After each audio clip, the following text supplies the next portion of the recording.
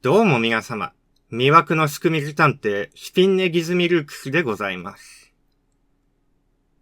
さて、皆様は交換殺人というものをご存知でしょうか？これは二人の殺人者が殺す相手を入れ替えるというトリックです。つまり、殺人者 A は標的 B を殺害し、殺人者 B は標的 A を殺害する。すると、殺人者と被害者の間には直接の動機が存在しないため、操作をかく乱できるというものです。今回はそれをもとに少し味付けを加えた犯人当てをご賞味いただきましょう。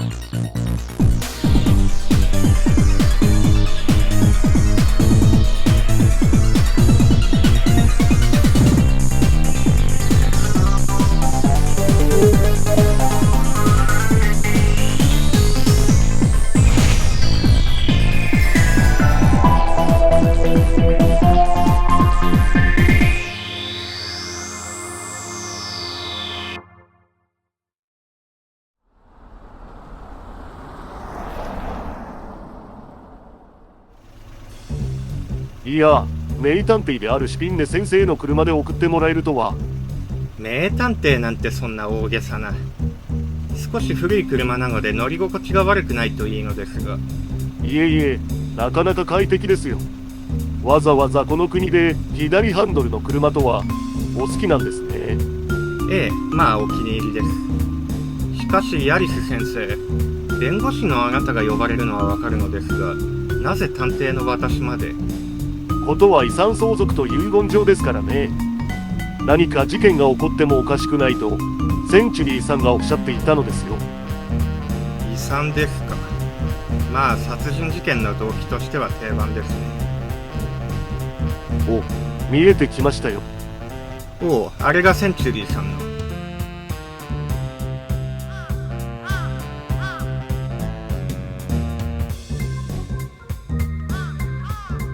さてと。おう、車がたくさん止まってますね。やはりどれも右ハンドルですか。まあ普通はそうでしょう。お久しぶりです、ヤリス先生。そちらの方は初めてですね。いや、どうも。こちらは探偵のシュピンネ先生だ。シエンタと申します。こちらは妹のセリカです。はじめまして。探偵さんって本当なんですか？本当だとも。まあセンチュリーさんが今日は厳しい話になると言っていたからな。念のため事件を警戒してのことらしい。へいえ、実際に活躍するところも見てみたいな。セリカ、それじゃ事件が起こってほしいと言ってるみたいじゃないの。確かに。ふふふ。まあ実際に出番がないことを祈っておきますよ。あったらあったで楽しませてもらいますが。いやあ、二人ともよく来てくれた。それにシエンタにセリカも。おう、センチュリーさん、わざわざ外までどうも。たまたま車が来るのを見たので出迎えに来たのだ。まあ立ち話もなんだから中に入ろう。そうですね。では。あ、そういえばシュピンネ先生、車の鍵は大丈夫ですか？え？いえ、先ほど鍵を車の中に置いていたようですが。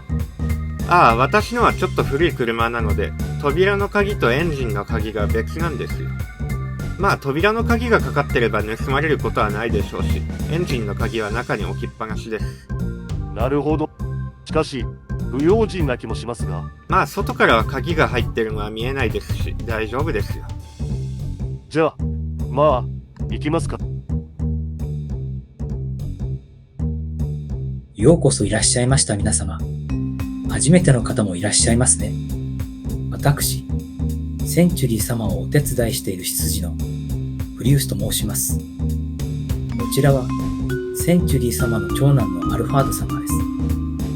アルファードだ。どうも。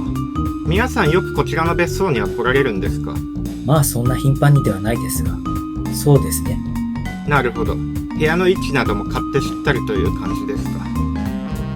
そういえば外の車の1台にセンチュリーさんのものみたいな車がありましたけど、車庫とかはないんですか？いや、ガレージなら倉庫の奥にある。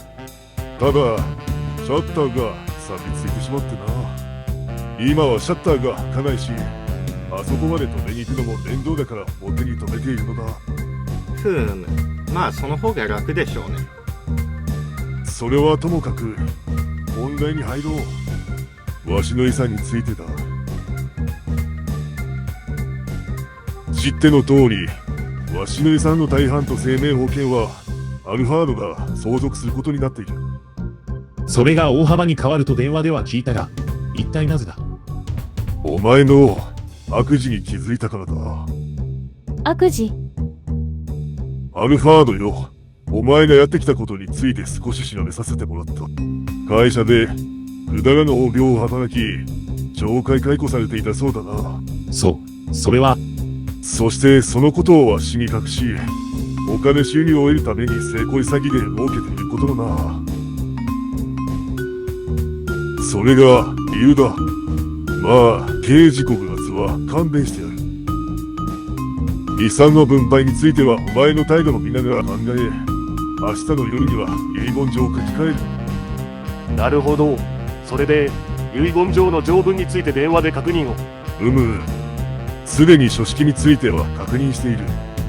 だから、もう、ヤリス先生が止めたとしても、わしは遺言状を書き換えられるわけだ。だからアルファードよ、わしの代わりにヤリス先生を説得しようというなら、それは無駄だ。そんなことは別に。もちろん、もし仮にお前がヤリス先生を殺したとしても意味はない。とはいえ、ヤリス先生、一応、今夜は、アルファードに呼び出されても応じないでもらえるかな。はあ、それはまあ、わかりました。以上、だ。すっかり夜になりましたね。しかし夕方の話はなかなか衝撃的でした。ええ。まさかあんなことを暴露するとは。探偵のあなたが呼ばれるのもわかるというものですね。まあ、しかしセンチュリーさんもあんな言い方しなくても、明日の夜に遺言状を書き換えるなんて、あれでは明日の夜までに私を殺せば間に合うぞと言ってるようなものですよ。確かに、まさか滅多なことは起こらないと思いますが。センチュリーさんの言う通り、先生は夜中にアルファードさんに呼び出されても応じない方がいいかもしれませんね。他の方の呼び出しならまあいいでしょうけど。そうかもしれませんね。探偵のシュピンネさんだってか、ちょっといいかな。おっと、噂をすれば。どうもこの度は飛んだことで。はっはっは、それはもういいんだ。あの後、いろいろな奴と話して落ち着いてな。遺産については諦めた。おや、そうなんですか。とはいえ、親父と顔を合わせるのは気まずいからな。明日の夕方は、町に降りて、夜に食事でもしようかと思うんだ。それでセリカを誘ったんだが、探偵さんも一緒に来るなら来てもいいってさ。ええ、探偵さんのお話も聞きたいし、二人きりだと不安なもの。まあ、そんなわけでな。かなりいいところをおごるから、よかったら来ないかというわけだ。ほう、おごりですか。まあせっかくのお誘いですし、行くとしましょうかね。お、よし来た。まあ、実は3人分の予約はもう取ってあるんだがな。両手に花だな、ははは。よろしいのですか、シュピンネ先生。まあ、センチュリーさんとアルファードさんが一緒にいる方が危ないでしょうからね。明日の夜は、変な言い方をすれば遺言状が変更されるタイムリミットですから。そこで二人が離れた場所にいた方が事件も起こりにくくて安全でしょう。なるほど。さて、夜も更けてきましたし、そろそろ部屋で寝るとしましょうか。そうですね。それではまた明日。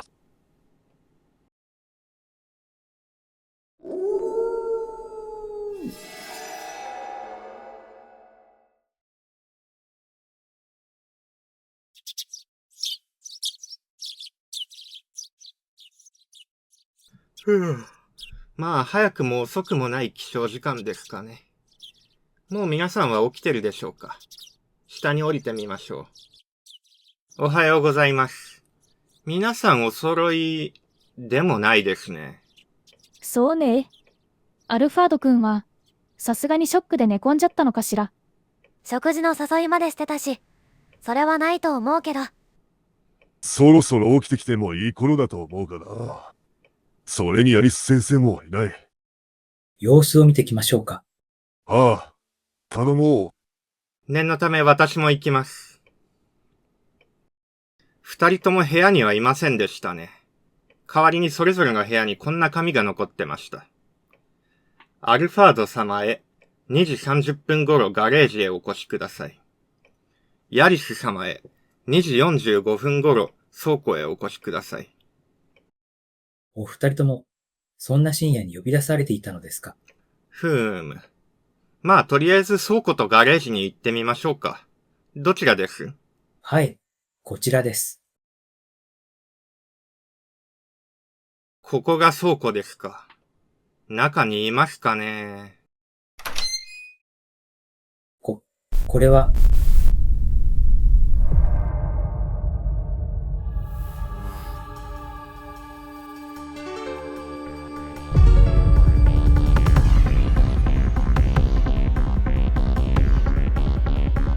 ヤリス先生、明らかに他作ですね。ということはガレージには、まさか、ガレージは倉庫の奥、その扉です。アルファード様。ガスマスク、それにこの匂いはまさか。入ってはいけません。この部屋にはおそらく自動車の排気ガスと、それによる一酸化炭素が充満しています。一酸化炭素。どちらの死体も明らかに事件性がある。換気した後、調べさせてもらいましょう。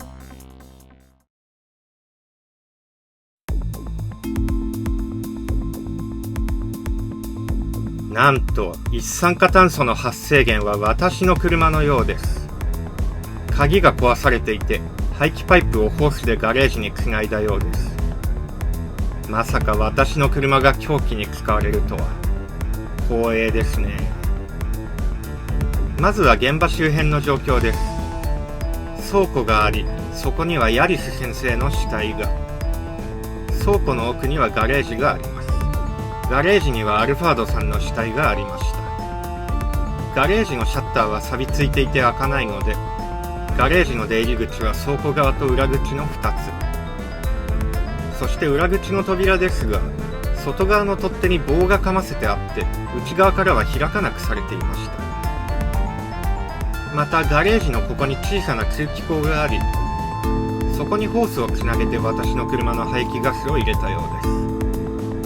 ホースはそこまで長くないですし、通気口に車の排気パイプをつなげるためにはここに止めるしかないようですね。段差と井戸があるのでここに止めるのはなかなか大変そうですが、まあやってやれないことはないでしょ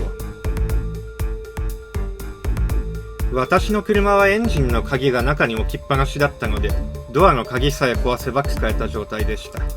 それが理由で私の車が選ばれたのでしょう。車の左側は壁になるので、犯人は右のドアから出たのでしょう。その際に車の中に足跡を残しているのではないかと思いましたが、犯人は車内に証拠を残さないようしっかり気を使ったようですね。では換気も済んだでしょうから、それぞれの死体を調べましょう。ヤリスさんの死亡推定時刻は、まあ幅を持たせて午前2時から3時頃でしょうか。そして死因は扼殺による窒息死です。扼殺というのは何ですか？ああ、手で首を絞めて殺すことですよ。ロープなどの削状物で首を絞める工作とは区別される場合もあるのです。首に残っている指の跡からして、背後から手で首を絞められて扼殺されたようです。ですが指の跡はそこまではっきりしているわけではないので、犯人の特定には至りません。当然被害者であるヤリス先生は抵抗したんじゃないかと思いますが、爪の間に犯人の皮膚片などはありませんでした。例えば爪で犯人の手を引っかいたりはできなかったのでしょうか？どうなんでしょうね。それにロープなどではなく手で首を絞めるためにはそれなりに手の大きさと力がいるはずです。この扼殺は女性には難しいかもしれませんね。倉庫には物陰になる場所もないですし、他に見るところはなさそうですね。ではそのままガレージも調べましょう。アルファードさんの死亡時刻は、こちらも午前2時から3時の間ですかね。死因は一酸化炭素中毒。当時このガレージには自動車の排気ガスが充満していました。死体はガスマスクをつけてるのかと思いましたが、これはただの防塵マスクですね。これは確か、この倉庫に放置されていたものですね。しかし、正直、こんなもので一酸化炭素を防げるとは思えないのですが。私もそう思います。そしておそらく被害者もそう思ったことでしょう。では、なぜ？まあ、ないよりマシくらいの考えだったのでしょう。とはいえ、倉庫にあるこれを使おうとしたということは、アルファードさんは少なくとも何らかの有毒ガスが充満しているとは、匂いか何かで気づいていたのでしょう。このマスクを探すのにも多少は時間がかかったでしょうし、おそらく限界まで息を止めながら行動していたのでしょう。そして息の限界が来て、仕方なくマスクに頼ったものの、やはりマスクの意味はなく死んでしまったのですか？そうですね。となると不思議なのは、どうしてそこまでしてここに居座ったかです。ガレージから外に出られる扉は、外側の取っ手に棒をかませてありました。内開きの扉なので、このように棒をかませると内側からは開けません。しかしそれはあくまで外に出られる裏口だけの話で、倉庫の方の扉は開いたはずです。そもそもアルファードさんはそちらから入った可能性が高いですから。確かになぜ倉庫に戻ろうとしなかったのでしょう。そもそもなぜこのガレージに入ったのか、そしてなぜ死ぬまでガレージに居座ったのか。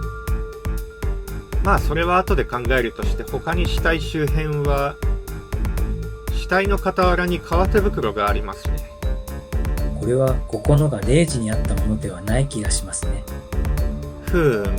この手袋の内側は起毛素材なので、指紋の付着はわかりませんね。外側にはアルファードさんとヤリスさんの指紋が付着していました。被害者2人の指紋ですか？そのようですね。今回は夜間に事件が起こったので、誰にもアリバイはない。もう少し情報が欲しいので、被害者の荷物などを見させてもらうとしましょう。ヤリス先生の荷物を調べていたら驚くべきことが分かりました。どうやらヤリス弁護士は恐喝者だったようなのです。知り得た秘密を使って様々な人を脅し、金を得ていたようです。なんという。そしてどうやらアルファードさんへの恐喝も考えていたようです。ですが手帳の記述からすると、まだ恐喝は実行していないようなのです。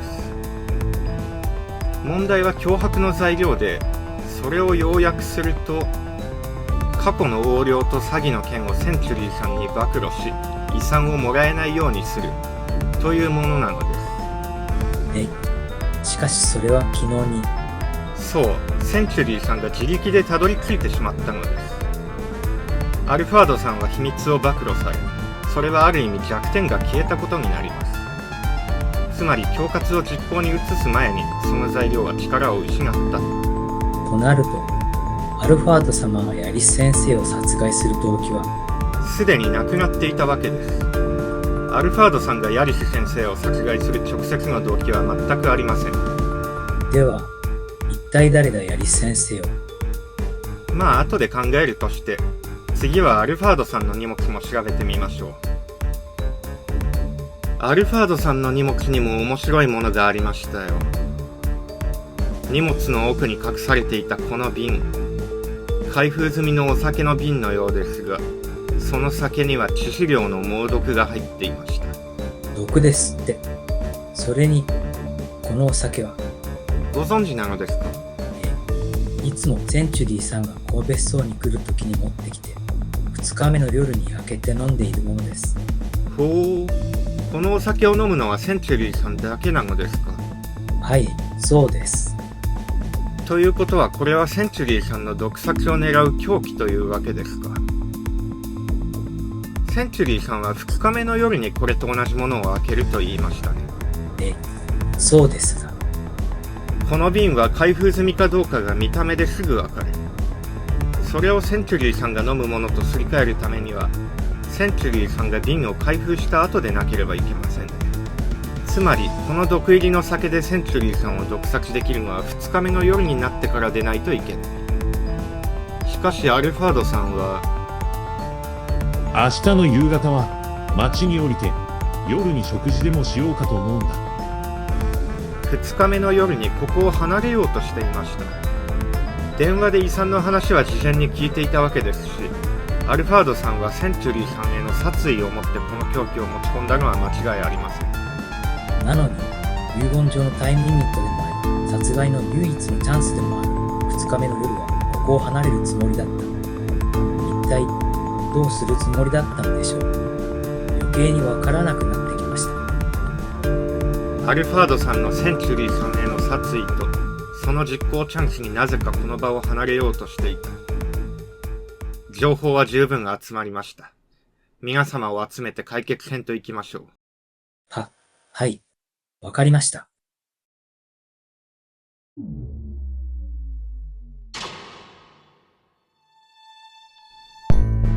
さて、長らくお待たせいたしました。視聴者の皆様。今回は様々な動機が入り混じった事件になりそうです。そんなたくさんの殺意に彩られた事件ですが、ここで私はいつもの宣言といきましょう。私は視聴者に挑戦します。ここまでで推理に必要な材料は視聴者にも全て提示されました。アルファードを殺害したのは誰なのか、そしてヤリスを殺害したのは誰なのか。自信のある方はぜひこの事件の犯人を指摘していただきたい。